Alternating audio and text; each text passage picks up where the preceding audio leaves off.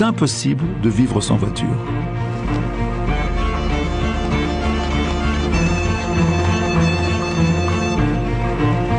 L'Amérique d'aujourd'hui est née de la puissance de ce pétrole. Et avec elle, le rêve américain. La voiture en est l'un des emblèmes. Ici, on compte 4 voitures pour 5 habitants, enfants compris.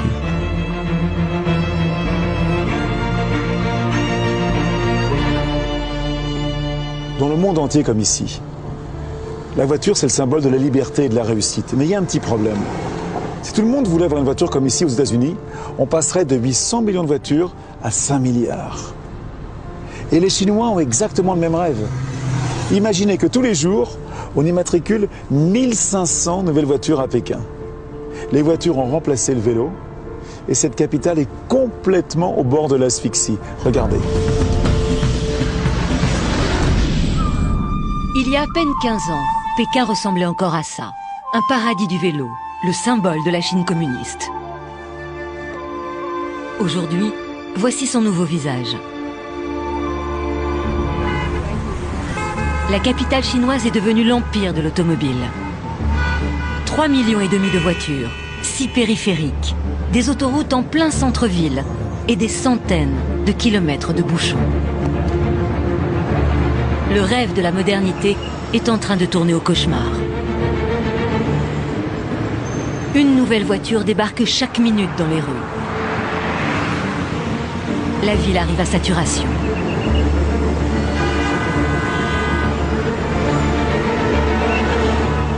Nous sommes au centre de Pékin, à Xuanwu. Zhang Wei est né ici et y a passé presque toute sa vie. Mais aujourd'hui, cet homme de 32 ans a bien du mal à reconnaître son ancien quartier. Avant ici, il y avait ma maison. C'est là où je vivais avec ma famille. En juin 2000, ils ont tout détruit pour élargir la rue et construire une route à 8 voies. C'était une maison traditionnelle pékinoise. Il y en avait d'autres identiques de chaque côté. Je ne comprends toujours pas pourquoi on a détruit un si bel endroit. Zhang Wei est l'une des victimes du boom automobile. Sa famille a reçu 40 000 € du gouvernement. Une somme insuffisante pour acheter un appartement en centre-ville. Alors aujourd'hui, Zhang Wei habite en banlieue à 1h30 d'ici. Pour se déplacer, ironie du sort, il a dû lui aussi acheter une voiture. Chaque week-end, des centaines de Pékinois franchissent le pas. Au sud de la ville, la voiture a son temple. 200 000 mètres carrés dédiés à la nouvelle passion des Chinois. La croissance économique de la Chine a dopé le pouvoir d'achat. Avoir une voiture est désormais une priorité. La mode est aux 4x4 et aux grosses cylindrées, les véhicules les plus gourmands en carburant. Et pour s'offrir leurs rêves, certains n'hésitent pas à mettre le prix. Elle coûte combien? 23 000 €. À Pékin, c'est l'équivalent de 4 ans et demi de salaire. Mais des voitures aujourd'hui, on en trouve à tous les prix. Monsieur Liu a 40 ans et gagne 350 € par mois. Malgré ses faibles revenus, il achète aujourd'hui sa première voiture, une QQ, la moins chère du marché. Elle ne coûte que 4 000 €. Aujourd'hui, grâce à ce modèle, la plupart des gens peuvent s'acheter une voiture. Ce n'est plus un rêve. Et pour mes parents, cette voiture, c'est un événement, car eux, à leur époque, ils n'avaient même pas de quoi s'acheter un vélo. Je pense que ma fille n'attendra pas mon âge pour avoir une voiture. Aujourd'hui, seuls 2% des Chinois possèdent une voiture. Mais la demande de pétrole explose déjà. Le pays consomme près de 8 millions de barils par jour. Si le nombre de voitures par habitant atteint celui des États-Unis, en 2030, la Chine aura besoin de tout le pétrole produit sur Terre. Comment fera-t-on pour répondre à une telle demande? Quelles seront les conséquences pour le climat? La Chine est déjà le premier pays émetteur de CO2. Pékin, l'une des capitales les plus polluées au monde. La pollution y serait 7 fois plus élevée qu'à Paris. Dans l'un des plus grands hôpitaux de la ville, le docteur Ho Eping dirige le département des maladies respiratoires depuis 25 ans. Pour elle, l'impact des voitures sur la population est très inquiétant. Avec l'augmentation du nombre de voitures à Pékin, il y a de plus en plus de pollution. Et les patients qui souffrent d'asthme, de bronchite chronique, de toux et d'infections respiratoires sont de plus en plus nombreux chaque année. La pollution des villes due aux voitures mais aussi aux usines et au charbon provoquerait en Chine chaque année la mort de 400 000 personnes. Mais rien ne semble pouvoir arrêter la machine automobile. Une révolution synonyme de progrès. Le mode de vie occidental est devenu un modèle pour les Pékinois.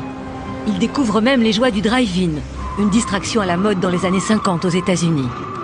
Un cinéma en plein air où l'on regarde l'écran installé dans sa voiture. Et comble de cette fascination des Chinois pour l'automobile, regardez dans leur voiture un film sur les voitures. L'automobile est devenue une religion qui impose des sacrifices. En tête de liste, les Hutong, les vieux quartiers du centre-ville. Dernier rempart contre l'invasion des voitures. Nous retrouvons Zhang Wei. Depuis la destruction de sa maison, il consacre sa vie à la protection de ces quartiers en sursis. Les Hutong datent du Moyen-Âge. Leurs ruelles étroites n'ont pas été conçues pour les voitures. Pourtant, elles sont de plus en plus nombreuses ici.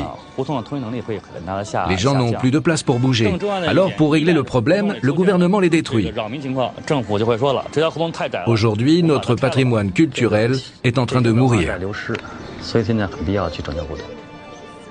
Des quartiers menacés, il y en a des dizaines dans Pékin. Zhang Wei nous accompagne dans un Hutong en cours de destruction. Le sujet est sensible. Les journalistes ne sont pas les bienvenus. Nous filmons donc discrètement. Quand je suis venu ici, il y a un mois, il y avait encore des maisons. Maintenant, il ne reste presque plus rien.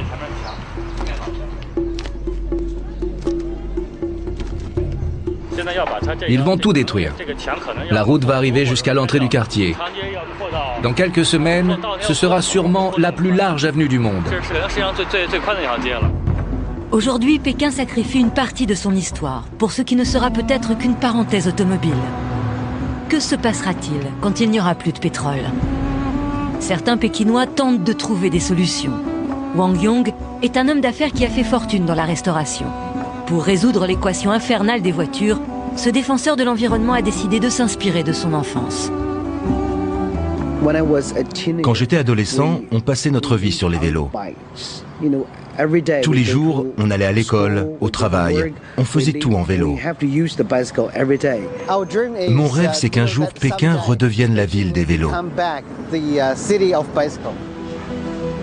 Pour cela, Wang Yong investit 3 millions d'euros et crée en 2005 une entreprise de location de vélos. 2 ans avant la France, il invente le système des Vélib. Il applique des tarifs très bas pour encourager la population à abandonner la voiture. Aujourd'hui à Pékin, il est à la tête d'une centaine de stations comme celle-ci. L'année dernière, il a eu 1 million de clients. Malgré son succès, Wang Yong ne gagne pas d'argent avec cette activité. Et s'il continue, c'est uniquement par conviction.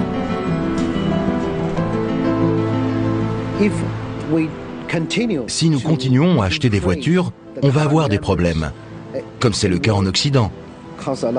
Nous devrions prendre exemple et ne pas commettre les mêmes erreurs. Nous sommes tous responsables de notre environnement.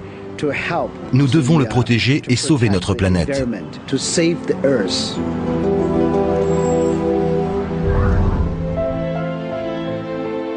Nous ne pourrons pas empêcher l'Inde ou la Chine d'accéder à notre style de vie. Nous sommes le modèle du monde. Mais nous savons tous qu'il n'y aura pas de pétrole pour tout le monde. Alors comment allons-nous faire? Je suis allé à Paris poser la question à Christophe de Margerie, le patron de Total, l'une des plus grandes compagnies pétrolières au monde. Christophe de Margerie, les réserves de pétrole, on en est où? On en est à peu près à la moitié aujourd'hui de ce que l'on appelle les réserves connues, facilement maîtrisables. Ça représente un peu plus de 2000 milliards de barils. On en a consommé 1000 milliards, donc à peu près la moitié.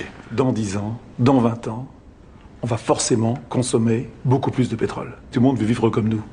Qu'est-ce qui va se passer quand il va manquer? Parce qu'il va forcément manquer. Il va manquer très vite. C'est pas dans 30 ans qu'il va manquer.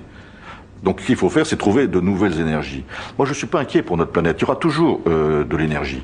Vous imaginez ce que c'est qu'un litre de pétrole? C'est quand on dit que ça correspond à 100 personnes qui travaillent pendant 24 heures. Rien ne remplace la puissance du pétrole. D'abord, on peut garder le pétrole, je dis justement pour le transport, et là je peux vous assurer qu'il y en a pour des dizaines et des dizaines et des dizaines d'années. Mais à quel prix? Vous savez, quand j'ai eu ma première voiture, en 74, en pleine crise d'ailleurs du pétrole, à l'époque, l'essence nous revenait à beaucoup plus cher que ce qu'elle représente aujourd'hui. Et pourtant, on roulait. On acceptait de payer plus cher. Ben, je pense qu'il va falloir accepter de payer l'énergie plus cher. Tant pis, il n'y aura pas assez de pétrole, on va trouver d'autres choses. Mais avant qu'il y ait de pétrole, les gens arrivaient à vivre quand même. Mais est-ce que c'est pas un peu utopique de regarder vers le ciel et de dire on va trouver des solutions? Mais aujourd'hui, on les a pas, ces solutions. Si on regarde vers le ciel, je suis sûr qu'effectivement, on va avoir des ennuis. Les scientifiques, quoi. On regarde le ciel un peu. Les scientifiques vont nous sauver. C'est la réponse qu'on a tout le temps. Quand on fait de la recherche aujourd'hui, qu'est-ce que nous faisons, nous? La plus grosse partie de notre recherche, elle est sur, effectivement, les énergies nouvelles. Elle est, par exemple, sur le solaire. Sur le solaire, je pense qu'on en est encore au balbutiement. Alors, ça ne va pas remplacer le pétrole. Il ne va pas y avoir un avion solaire. Enfin, je ne pense pas. Par contre, on pourra donc à chaque fois garder le pétrole pour le transport et utiliser le solaire pour autre chose. Donc moi je suis beaucoup plus probablement, je vais dire, optimiste que vous, c'est-à-dire oui, le pétrole va devenir pas suffisant pour satisfaire tout le monde, il va falloir trouver d'autres solutions, mais elles existent. Et surtout, moi je crois beaucoup dans la capacité de l'être humain à trouver des solutions. Mais il faut le faire maintenant, on n'a plus le temps d'attendre. C'est aujourd'hui qu'il faut se préoccuper de ce qu'il va manquer demain matin. Et demain matin, c'est pas dans 30 ans. C'est un peu amoureux de l'aventure du pétrole. Je pense vraiment que l'énergie, et enfin, j'enfonce des portes ouvertes, hein, c'est la vie. Et comme aujourd'hui, la plus belle source d'énergie, ce sont les hydrocarbures. C'est l'homme, hein. Le bras de l'homme d'abord, peut-être, non? Ben oui, ça vient pas chercher. Moi, j'ai toujours aimé cette expression en disant, mais bon, le pétrole, etc., il est là à la pompe. J'ai dit, mais attendez, est-ce que vous savez d'où il vient? Est-ce que vous avez vu où on va le chercher? Comment on va le chercher? C'est vrai que ce sont des aventures extraordinaires qui sont le fruit de l'intelligence humaine. Une aventure qui commence au milieu du 19e siècle. Aux États-Unis, en Azerbaïdjan et même en France. Les techniques sont rudimentaires, mais l'or noir coule à flot. À cette époque, ces hommes ne réalisent pas à quel point leur découverte va changer le monde. Partout, on perce la terre à la recherche de cette précieuse énergie. Jusque dans le désert. Et c'est au Moyen-Orient que l'on va faire les plus importantes découvertes. Cette région détient à elle seule les 2/3 des réserves. Derrière ces dunes, Ghawar, le plus grand gisement de la planète. Aujourd'hui, dans le monde, on produit au total 4 milliards de tonnes de pétrole par an. Mais pour combien de temps encore? Les plus gros gisements ont déjà tous été découverts. Alors, grâce à des technologies de pointe, les compagnies pétrolières vont de plus en plus loin, de plus en plus profond, souvent au mépris de l'environnement. Certains rêvent déjà de profiter de la fonte des glaces pour forer sous la banquise. Notre demande de pétrole n'a jamais été aussi grande. Mais les réserves s'épuisent. La moitié des pays producteurs voient leur production décliner de jour en jour.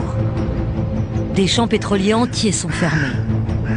Après avoir été vidés de leurs richesses, ces terres souillées sont tout simplement abandonnées.